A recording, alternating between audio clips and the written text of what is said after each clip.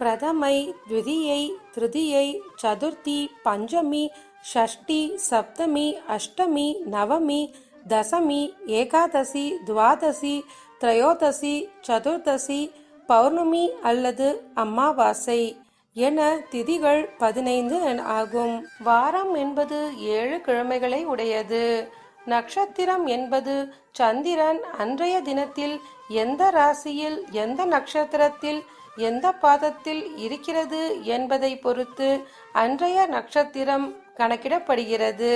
அஸ்வினி, பரணி, கார்த்திகை, ரோஹிணி, மிருகசீர்ஷம், திருவாதிரை, புனர்பூசம், பூசம், ஆயில்யம், மகம், பூரம், உத்திரம், அஸ்தம், சித்திரை, சுவாதி, விசாகம், அனுஷம், கேட்டை, மூலம், பூராடம், உத்திராடம், திருவோணம், அவிட்டம், சதயம், பூரட்டாதி, உத்திரட்டாதி, ரேவதி என நட்சத்திரங்களின் எண்ணிக்கை 27 ஆகும்.